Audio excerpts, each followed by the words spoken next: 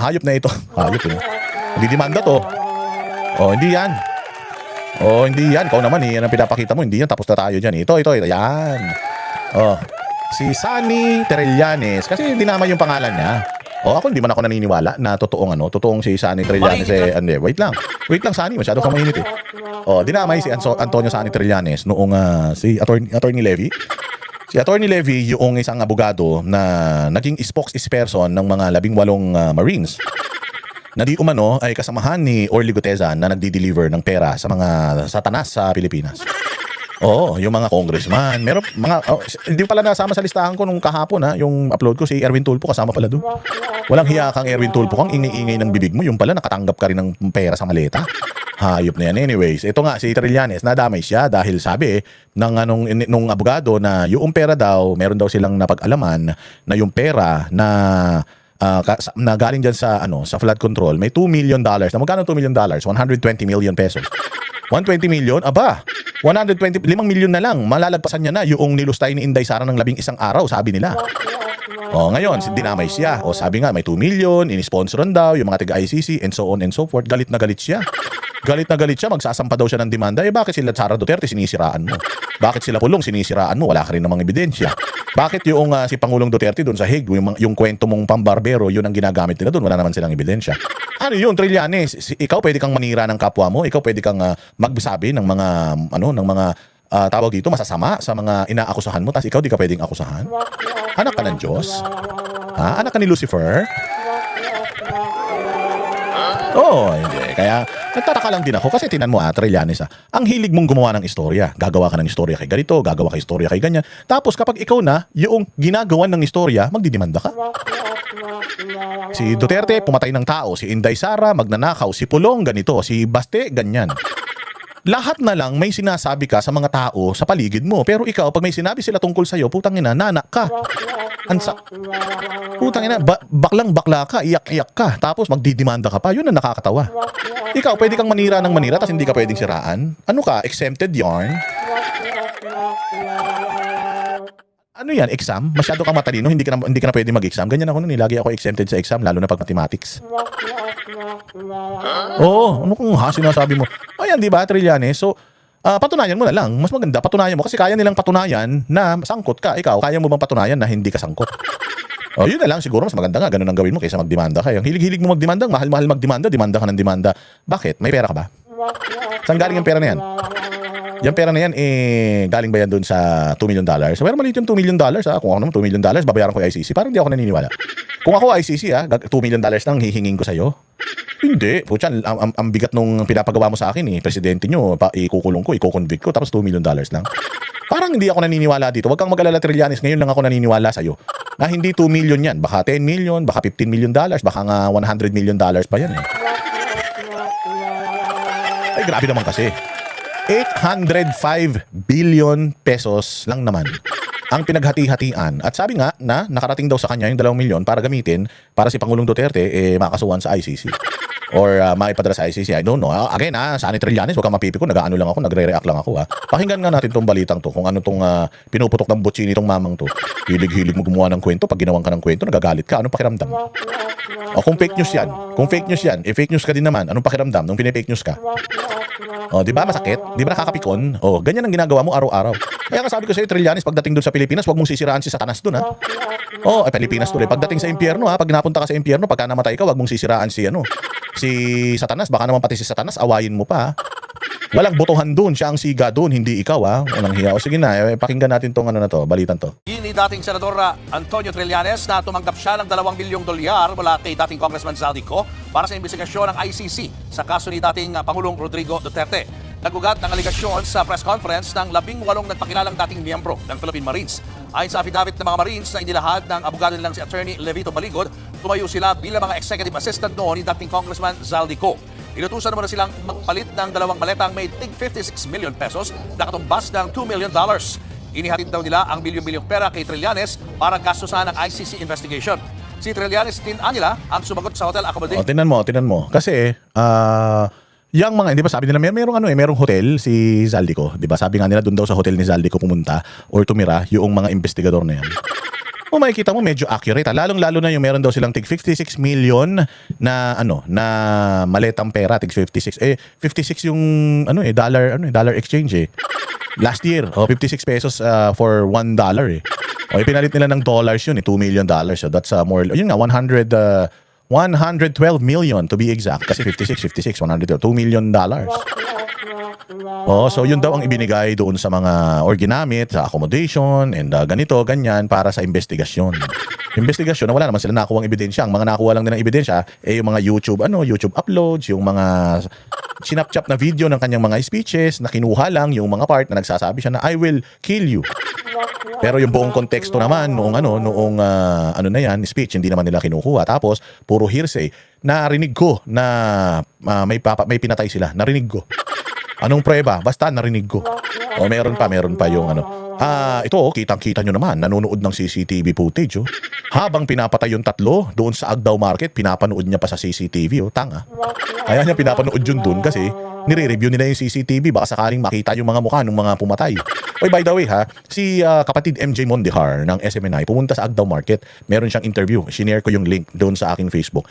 In-interview niya yung mga tindera doon na nakasaksi nung pagpatay na yun. Ang sabi nila, yun daw tatlong namatay na yun, daw talaga yun, notorious daw talaga yun na mga kriminal sa kanilang lugar. Ngayon, yun daw pumatay sa kanila according doon sa in-interview ni MJ Mondihar. Mga nabiktima daw nila yon o mga kamag-anak o kapatid ng mga nabiktima nila. So anong problema doon? At napakarami pa nilang mga news clippings, mga news reports coming from media na ginagamit doon. Pero sabi nga sa korte, it's not what you can say, it's what you can prove. Kasi if they have proof na itong si Pangulong Duterte killed thousands of Filipinos here in the Philippines, wala lang, basta trip lang niya, bakit walang nagsampa ng kaso sa kanya dito? At saka, sabi ko nga sa inyo, noong panahon ni Pangulong Duterte, 2016 hanggang 2022, siya ang pinaka-binabash na presidente ng mga putaragis na mga mga bashers. Bashers na dilawan. Dilawan pa lang noon, wala pang bashers na pulahan na mga bashers na dilawan. Siya lang kaisa-isang presidente na putyang inang yan. Ang ganda na ng ginagawa, ang dami pang sinasabi sa kanya ng tao. May namatay na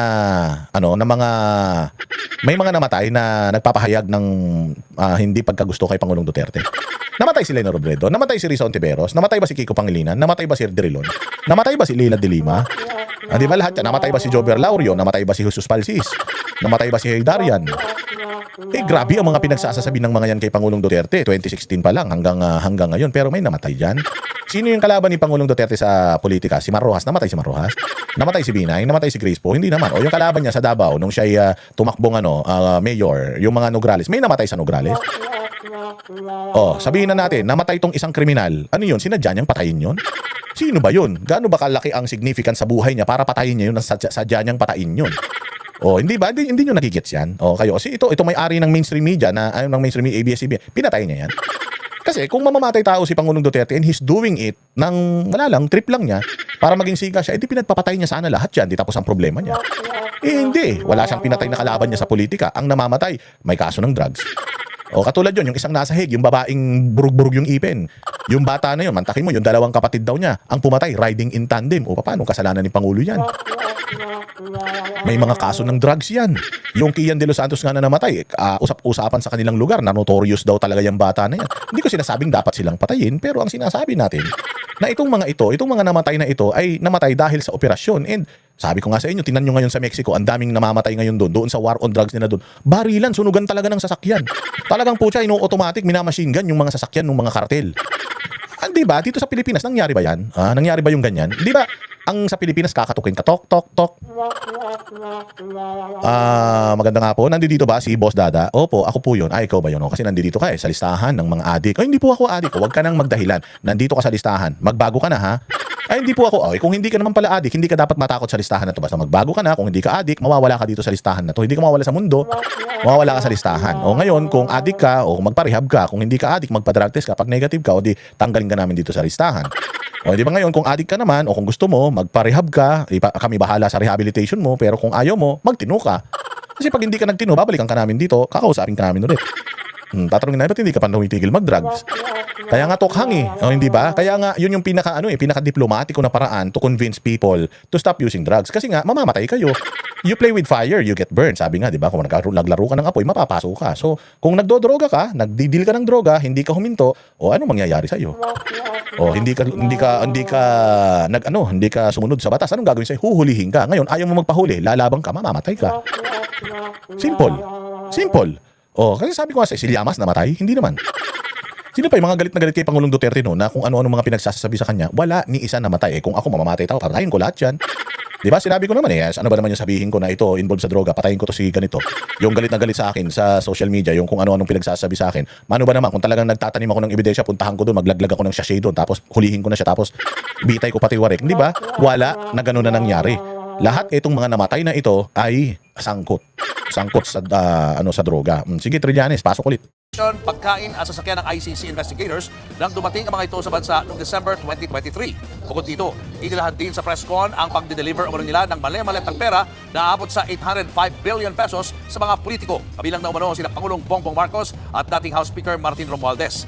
Hinatid pa raw nila ito sa bahay ng Pangulo sa Forbes Park at maging sa Ilocos Norte. Dati nang pinabulaanan ng Malacanang ang mga aligasyong ganito.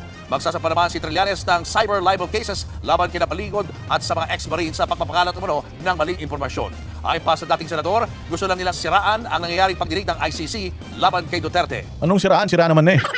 Sira naman na. Sabi ko nga sa inyo, pag nasa trial proper na at wala kayong maipakitang ebidensya, puro hearsay, puro video, wala kayong hard evidence, wala rin mangyayari dyan. But then again, sabi ko nga sa inyo, whatever happens, Pangulong Duterte accepted it already. Pinagkanuno na siya ng bayan niyang Pilipinas, ni Bongbong Marcos at ng mga kasapakat niya sa pagpapadala kay Pangulong Duterte doon. Pero huwag kayong mag-alala kasi masaya naman si Pangulo doon. Oo, sigurado ako, sabi ko nga sa inyo, when PRD dies, pupunta siya sa langit. Ito si Trillanes, wag namatay ito sa impyerno to. Yung buhok niyang laging nakasuklay, sunog yan doon. Wala buhok yan, kahit kilay, pilik mata, pati buhok sa kilikili, masusunog yan doon. Maniwala kayo. Kaya sabi ko, the day of reckoning will come. Will eventually come. If not now, if not tomorrow, I'm pretty sure in the future, they will reap what they sow. Hindi naman natutulog ang Panginoon, mga bossing. Tandaan niyo yan. Itong mga ito, akala nyo nakakatulog ng mahimbing yan? Kaya sa tuwing nakakita ng santo yan sa simbahan, parang yung mga kaluluwa niyan kinikiliti. Antayin nyo lang. Kasi darating din ang panahon na itong mga hudas na ito sa Pilipinas, unti-unti silang magpe-perish, pahihirapan sila sa mga ginawa nilang kasalanan nila. At hindi lang dito sila maghihirap bago sila mamatay, pati sa impyerno habang buhay yun. So, enjoy your life here in planet Earth. Pag nandoon na kayo sa planeta ni Lucifer, kita-kita kayo doon. Party kayo. Balita ko, ang iniinom daw doon, muriatic acid.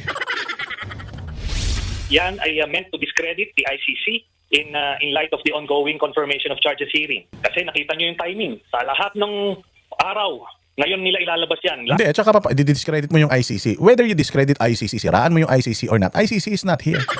Hindi maapektuhan yung yung pagdinig sa ICC because it's how many thousand miles away yan. Ang layo-layo niyan, paano maapektuhan yung ICC? Tanggap na nga. Tanggap na nga ng mga Pilipino na nandoon sa Pangulo, tanggap na rin naman ni Pangulo yung kanyang magiging kapalaran doon. So anong sinasabi mo makakaapekto ito at sisirain ito yung ICC? Sira na yung ICC. Sira na yung ICC. Wala nang naniniwala dyan sa ICC. May warrant of arrest nga sila kay Vladimir Putin at saka kay Netanyahu. Hanggang ngayon hindi pa nila na-execute. Bakit? Kasi wala naman talagang kapangyarihan yan. Ito lang kasi ang pinakamasama, gumamit ng pera ng taong bayan. Kung totoo itong itong pagbabayad ng 2 milyon, gumagamit ng pera ng taong bayan para bayaran yung mga banyaga. Imbis na yung banyaga magbayad sa atin para kidnapin si Pangulo, baliktad. Tayo pa, yung umupa. Tayo pa yung nagbayad ng renta, walang hiya naman. Last year pa yung mga mali-maleta na yan. Wala silang na-mention. Then ngayon, kung merong ICC proceedings, biglang may ganyan. Hindi natin pwede palagpasin yan. So, hindi po tayo Di ba natatandaan ninyo? Natatandaan ninyo si Inday Sara, yan ang sinasabi nila. Ang sinasabi nila si Inday Sara daw, gagamitin daw na alibay ni Inday Sara kapag kinimpeach siya, itong kanyang pagtakbong presidente. Tingnan mo, ganun ginagawa ni Trillanes. Oo. Instead, i-deny niya na wala akong pera na ginamit. Hindi ako nakialam sa investigasyon ng ICC dito dahil hindi naman ako amo ng mga yan.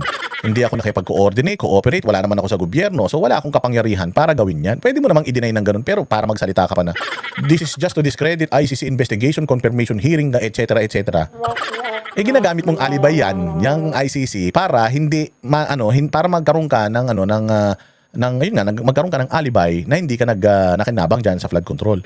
Kasi tinan mo hindi ka ba concerned, Trillanes, na mali-maleta yung pera ng taong bayan? Kasi galit na galit kayo kay Inday Sara. Sabi niyo magnanakaw si Inday. Mali-maletang pera yung ninakaw sa pera ng taong bayan. Hindi ka concerned. Hindi mo gustong imbestigahan yun. Di ba parang kung ikaw para ka sa bayan, pera mo rin naman yan, Trillanes. Di ba dapat, wala akong kinalaman dyan sa mali-maleta na yan. Pero ang gusto ko lang sabihin, Kung totoo yung may mga mali-malita na yan, pucha, hahabulin ko lahat ng mga nakinabang dyan sa malita na yan. Di ba dapat ganun? Kasi kung ikaw talaga nagmamahal ka sa bayang Pilipinas at ninanakawan tayo, balitang mali-malita, kahit anong kulay mo, girl, boy, bakla, tomboy, pulahan, dilawan, pinklawan, aba, hindi ka mag-ano, hindi ka, dapat magalit ka. O, pero ba't hindi ka nagagalit? Ba't hindi kayo nagagalit? Yun ang ano, yun ang question. O, magdidemanda raw siya, ganun talaga. Ganun talaga, ididemanda daw niya. Ganun naman talaga ang ano niya ang style niya, ididemanda.